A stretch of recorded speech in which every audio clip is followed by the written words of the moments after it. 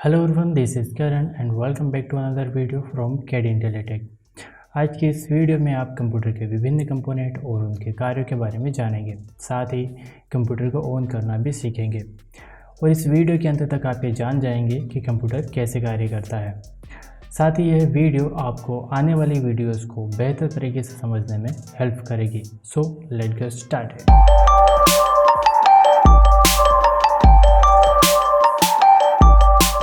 वैसे तो कंप्यूटर कई प्रकार के होते हैं, पर हम आज की इस वीडियो में आमतौर पर घर या ऑफिस में इस्तेमाल होने वाले कंप्यूटर जैसे कि डेस्कटॉप और लैपटॉप कंप्यूटर के बारे में जानेंगे।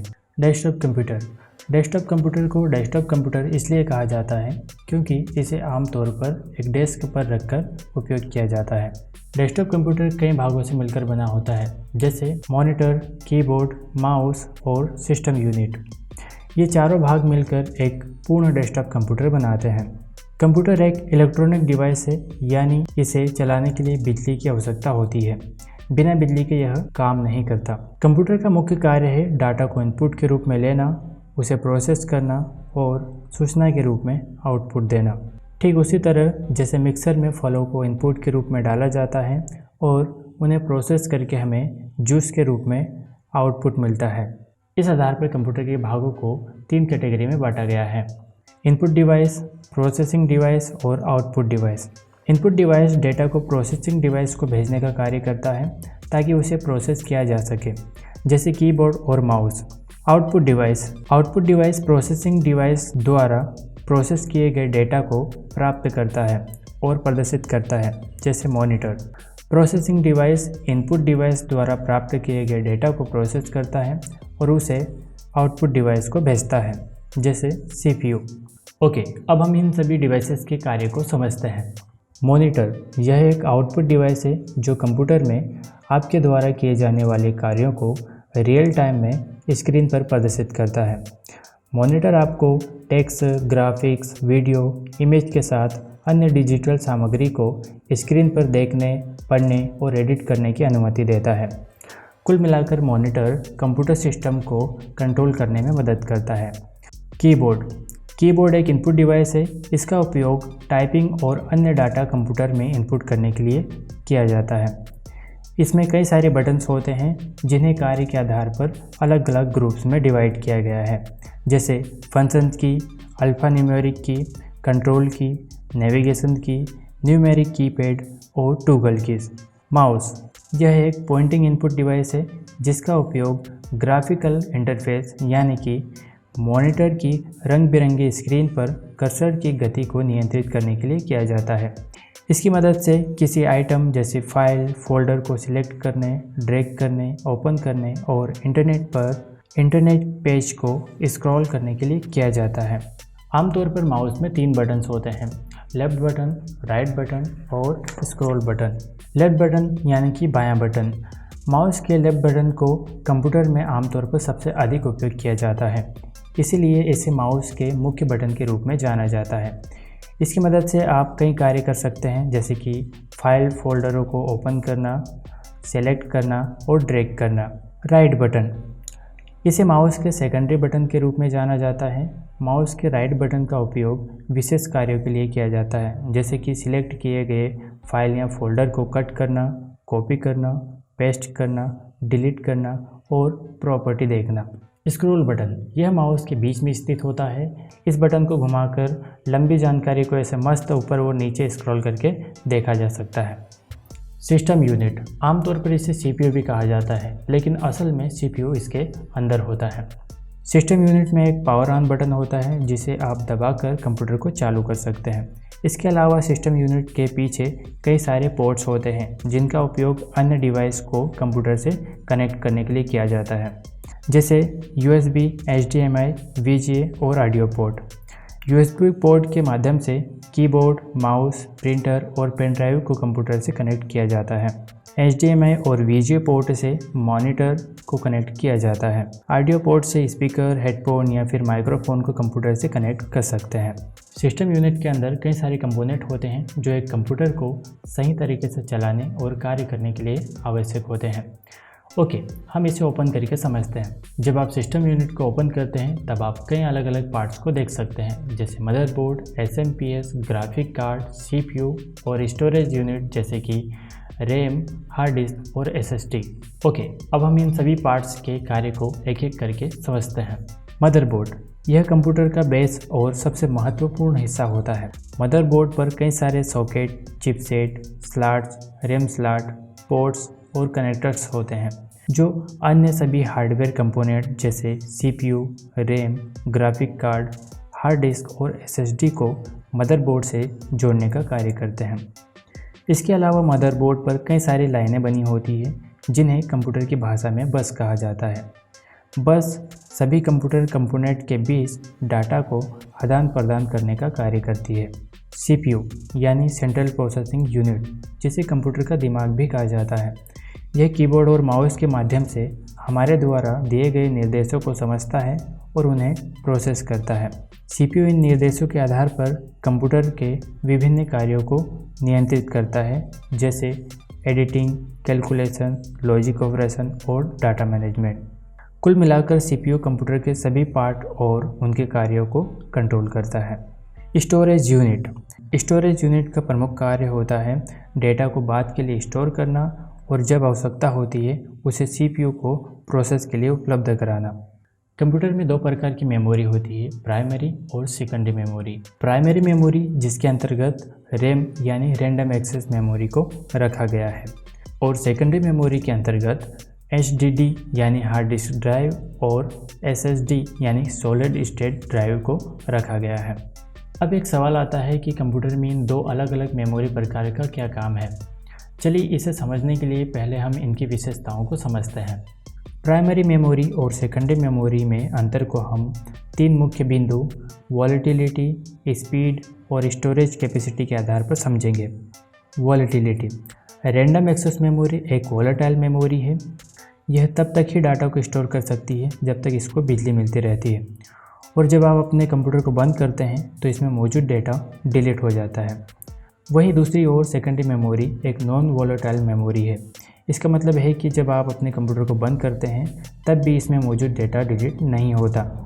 स्पीड के आधार पर देखा जाए तो रैम एक हाई स्पीड मेमोरी है जो क्विक एक्सेस प्रदान करती है, यानी रैम से डेटा को तुरंत एक्सेस किया जा सकता है। लेकिन secondary storage memory primary memory से स्लो होती है और इस मेमोरी से डेटा एक्सेस करने में प्राइमरी मेमोरी से अधिक समय लगता है।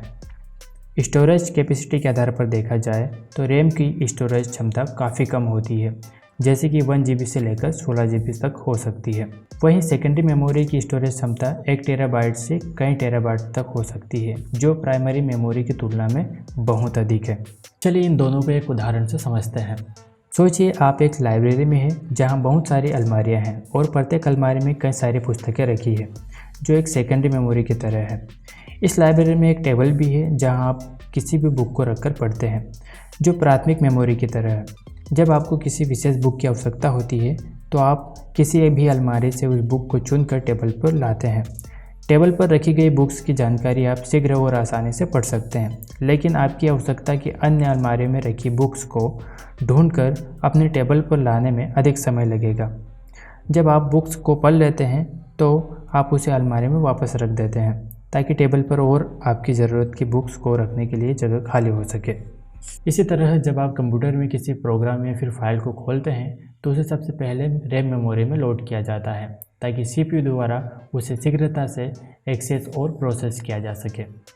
कुल मिलाकर देखा जाए तो कंप्यूटर में रैम मेमोरी का इस्तेमाल इसलिए किया जाता है क्योंकि उसकी हाई स्पीड कैपेसिटी और क्विक एक्सेस क्षमता के कारण कंप्यूटर की कार्य क्षमता को बढ़ाया जा सके। यानी रैम में CPU द्वारा वर्तमान समय में प्रोसेस हो रही जानकारी को रखा जाता है ताकि CPU उसे शीघ्रता से एक्सेस कर सके। दूसरी ओर सेकेंडरी स्टोरेज डिवाइस जैसे कि हार्ड डिस्क और SSD का उपयोग कंप्यूटर में इसलिए किया जाता है ताकि उनकी हाई स्टोरेज कैपेसिटी और डाटा को स्थायी रूप से स्टोर करने की क्षमता के कारण इसे कंप्यूटर में बड़ी फाइलों जैसे कि प्रोग्राम, फोल्डर्स और ऑपरेटिंग सिस्टम को स्टोर करने के लिए किया जाता है। ग्राफिक कार्ड, इसे अक्सर वीडियो कार्ड भी कहा जाता है। ग्राफिक कार्ड मॉनिटर पर आउटपुट दिखाने का काम करता है। ग्राफिक कार्ड में मॉनिटर को कनेक्ट करने के लिए कई पोर्ट्स होते हैं, जैसे कि VGA, DVI और HDMI। इनमें से किसी भी एक प्रकार की केबल द्वारा मॉनिटर को कनेक्ट किया जाता है। वैसे सामान्यतः कंप्यूटरों में CPU के अंदर ही एक इंटीग्रेटेड GPU होता है, जो सामान्य कार्यों जैसे ऑफिस वर्क और ब्राउजिंग के लिए पर्याप्त होता है। लेकिन हाई लेवल की ग्राफिक परफॉर्मेंस और प्रोसेसिंग कार्य के लिए, जैसे 3D गेमिंग और वीडियो एडिटिंग करना हो, तब आपको एक अलग ग्राफिक कार्ड की आवश्यकता होती है, क्योंकि ग्राफिक कार्ड इंटीग्रेटेड GPU से ज़्यादा तेज़ गति से और बेहतर परफॉर्मेंस करता है। इसे ग्राफिकल प्रोसेसिंग कार्यों के लिए ही बनाया गया है। SMPS यानी पावर सप्लाई। पावर सप्लाई का मुख्य कार्य होता है कंप्यूटर के विभिन्न कंपोनेंट को बिजली उपलब्ध कराना, ताकि सभी कंपोनेंट ठीक से काम कर सके। यह मेन पावर सप्लाई से प्राप्त की गई हाई वोल्टेज बिजली को कंप्यूटर की आवश्यकता के अनुसार उसे लो वोल्टेज में कन्वर्ट करके प्रदान करता है। इस प्रक्रिया को स्टेप डाउन वोल्टेज रेगुलेशन कहा जाता है। कंप्यूटर केस, आमतौर पर इसे कैबिनेट भी कहा जाता है। यह मेटल, प्लास्टिक और ग्लास से बना होता है। इसका उपयोग कंप्यूटर के कंपोनेंट्स को व्यवस्थित और सुरक्षित रखने के लिए किया जाता है, और इस प्रकार ये सभी कंपोनेंट्स मिलकर एक सिस्टम यूनिट बनाते हैं। दूसरी ओर एक लैपटॉप में इनबिल्ड कीबोर्ड, स्क्रीन, माउस के रूप में टच पैड और इंटरनल कंपोनेंट जैसे motherboard, RAM, central processing units, graphic processing unit और पावर बैकअप के लिए एक बैटरी भी होती है। ऑलराइट, अभी तक आपने कंप्यूटर के विभिन्न भागों और उनके कार्यों के बारे में जानकारी प्राप्त की है। अब हम कंप्यूटर को ऑन करना सीखते हैं। अभी आप टेबल पर monitor, keyboard, mouse, system unit और UPS को देख पा रहे हैं। अब आप सोच रहे होंगे UPS क्या है? चलिए जानते हैं। UPS का full form uninterruptible power supply है। इसमें एक इनबिल्ट बैटरी होती है, जिससे बिजली चले जाने के बाद भी UPS कंप्यूटर को कुछ समय के लिए ऑन रख सकता है। UPS को मेन पावर सप्लाई से कनेक्ट किया जाता है और इसमें बिजली आउटपुट के लिए कुछ सॉकेट होते हैं। इसके द्वारा सिस्टम यूनिट और मॉनिटर को पावर सप्लाई दिया जाता है। अब इसका यूज़ क्या है? सोचिए अगर आप एक कंप्यूटर को बिना UPS के डायरेक्ट मेन पावर सप्लाई से चलाकर काम कर रहे हैं। ऐसे में अगर बिजली चली जाती है तो आपका कंप्यूटर तुरंत डायरेक्ट बंद हो जाता है। आप जिस काम को कर रहे थे उसे सेव करने के लिए आपको समय नहीं मिलता और वह डाटा डिलीट हो जाता है। इस प्रकार आपको डेटा का नुकसान हुआ और कंप्यूटर के डायरेक्ट बंद होने के कारण कंप्यूटर प्रोग्राम्स करप्ट होने के साथ कंप्यूटर हार्डवेयर को भी नुकसान हो सकता है। वहीं अगर कंप्यूटर UPS से कनेक्ट होता तो मेन पावर सप्लाई के बंद हो जाने के बाद भी UPS कंप्यूटर को लगभग 20 to 30 मिनट तक ऑन रख सकता है और इतने समय में आप अपने कार्य को सेव कर सकते हैं। इसके बाद कंप्यूटर को सुरक्षित शट डाउन कर सकते हैं। इसके अलावा UPS बिजली से होने वाले फ्लक्चुएशन से भी कंप्यूटर को बचाता है। जैसे कभी कभी मेन पावर सप्लाई से वोल्टेज कम या ज़्यादा हो जाता है, तब भी UPS कंप्यूटर को निरंतर समान बिजली प्रोवाइड करता रहता है। ओके, तो आपने UPS के कार्य के बारे में भी जान लिया है। अब हम कंप्यूटर को ऑन करने के लिए UPS को मेन पावर सप्लाई से कनेक्ट करते हैं। इसके बाद सिस्टम यूनिट और मॉनिटर को UPS पावर सप्लाई से कनेक्ट करते हैं। अब मॉनिटर को सिस्टम यूनिट से कनेक्ट करते हैं। ओके, अब हमने सारे कनेक्शन कर लिए हैं। अब सबसे पहले मेन पावर स्विच को ऑन करना है। इसके बाद UPS पावर बटन को प्रेस करें और इसके बाद सिस्टम यूनिट के पावर बटन को ऑन करना है। अब आप देख पा रहे हैं कंप्यूटर ऑन हो रहा है और अब फाइनली कंप्यूटर ऑन हो चुका है और अब आपको डेस्कटॉप स्क्रीन दिखाई दे रही है।